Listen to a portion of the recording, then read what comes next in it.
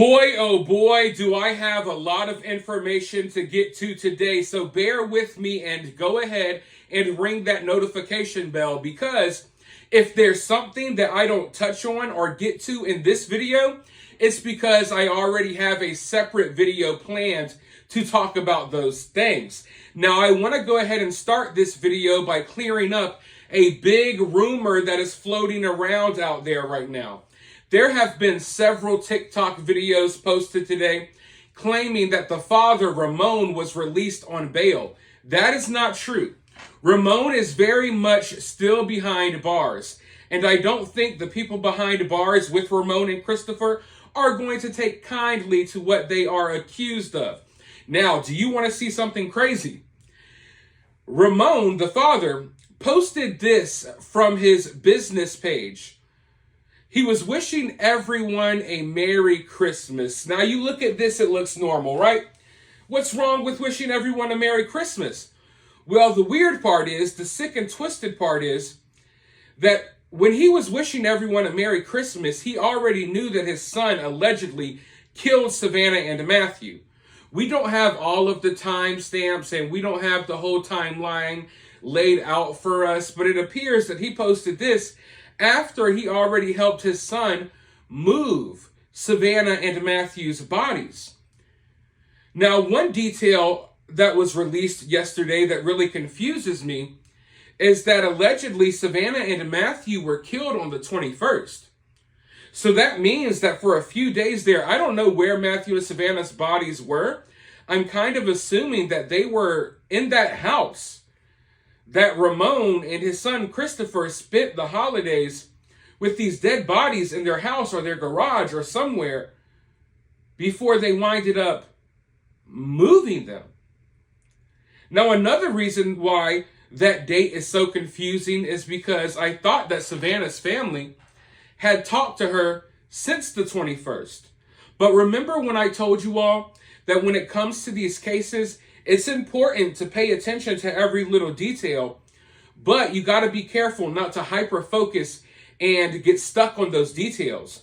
When you're early on in an investigation and you got this information coming out, you have to realize that all of that information is not gospel.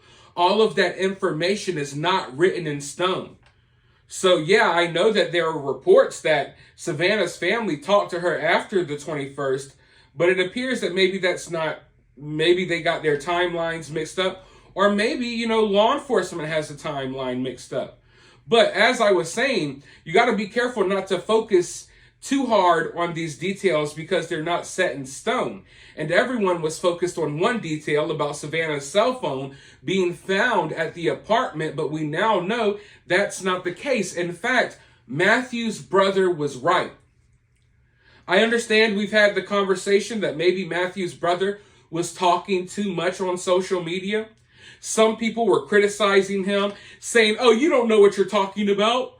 I read on this website or this news outlet posted that Savannah's phone was found in the apartment." And everyone was criticizing him for spreading misinformation. It turns out that Matthew's brother was correct. That the people who did this had Savannah's cell phone. Now, what I'm wondering is, was Savannah's cell phone just in her car the whole time? Was it just somewhere, did it fall in the crack between the seats? Was it just sitting in the car the whole time? Because from what Matthew's brother says, at one point, it looked like someone was typing them back as they were texting Savannah's phone. So I think that Christopher was maybe thinking about possibly texting them back, pretending to be Savanah, trying to throw people off the trail. Or maybe another possibility is that Christopher was on that phone trying to erase stuff. And sometimes when you're on there deleting messages or you're on there doing something, it may look like, to the person that's texting you, it may look like you're texting them back. You see those dots pop up like they're texting back, when in reality, they're just, removing messages and tampering with stuff. So I don't know.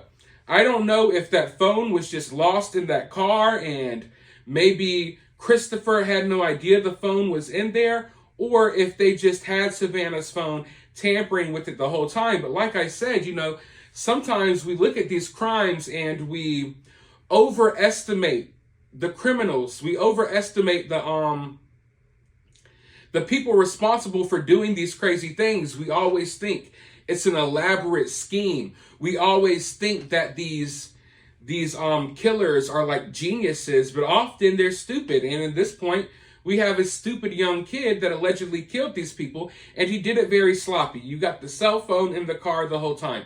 If it wasn't for the cell phone, I don't think this case would have been solved yet.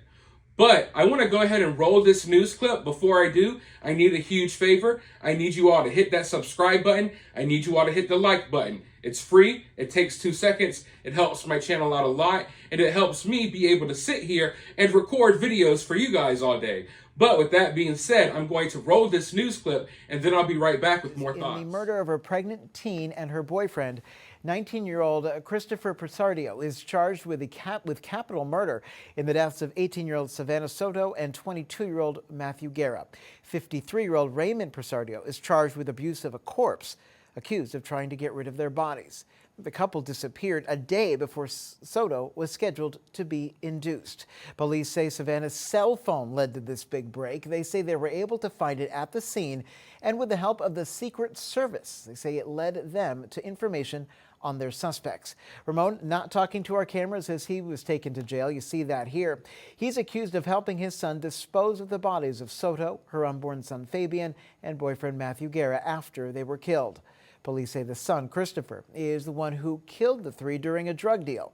On December 28th, police released that surveillance video, you saw it here, of that truck pulling up next to the missing Kia with the bodies inside in the back of the apartment. Since then, they say they have gotten a lot of tips.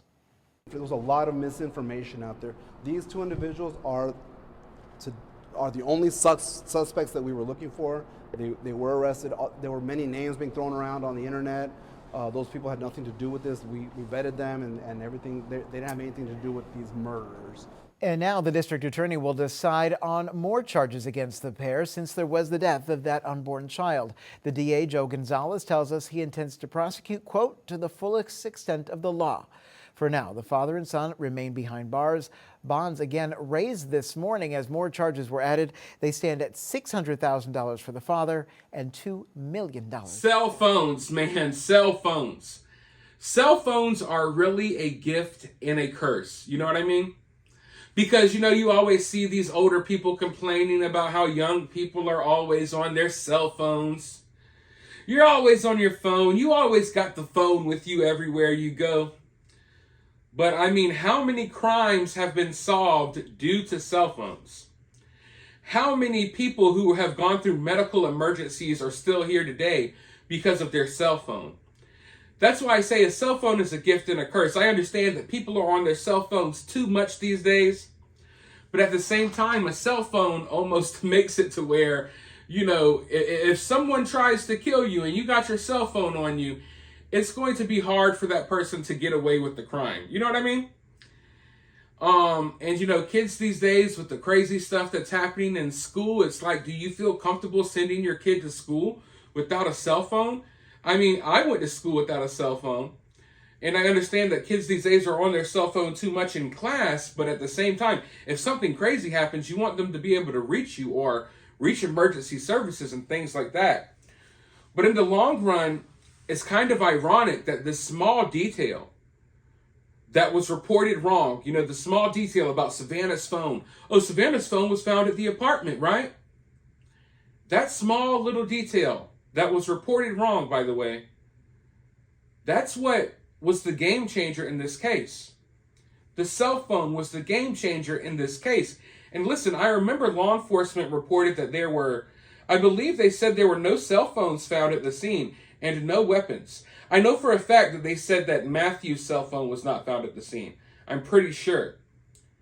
So maybe, you know, law enforcement was throwing them off. Law enforcement, they may release little tidbits of information, but they're not going to release everything. And I've been stressing to you all for the longest, ever since covering this case, that I think this case is kind of simple.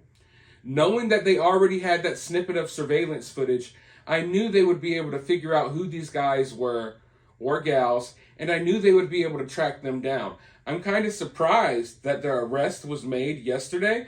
I was not expecting that. I was especially not expecting that news to come in so late. Yesterday was like a crazy hectic news day. You got the client list that dropped, and then you got this crime being solved, or it appears to be solved.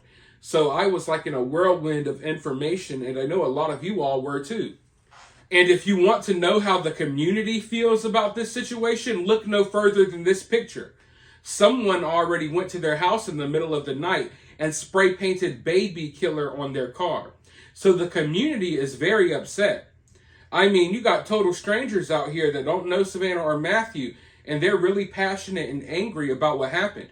And then you got Savanah's side of the family. They're really upset. You got Matthew's side of the family. You got friends of both of these individuals. And then you look at the suspects. Now, I don't know any of these people, but it looks like the suspects are kind of cut from a different cloth than, say, Matthew and Matthew's people. So I really do think these suspects are going to have a very, very hard time in jail. And whoever is related to these suspects are going to have a very, very tough time in the free world. I don't think we've seen the last. We may never hear about it, but I do think there may be some retaliations. There may be some stuff going on still behind this case, even though we have 2 suspects already behind bars. But everyone thinks there may be some other people involved. Law enforcement says there's no other suspects. But then again, like I told you all before, law enforcement isn't going to show you their hand. Law enforcement keeps certain information close to them for a reason. Do I think it's possible that these are the only 2 involved? Yeah. Do I think it's possible other people are involved or other people knew? Yeah. Anything is possible. And hopefully we find out more information over the coming days. But for now, make sure you go ahead and drop your thoughts and comments down in the comment section below. If you're feeling generous, you can donate to the channel via Cash App. I'll have my Cash App in the pinned comment. Or you can donate via Super Thanks, or for free. You can share the video, like the video, subscribe, ring the notification bell, and it helps my channel out a lot. But with that being said, I will talk to you all very soon in the next one.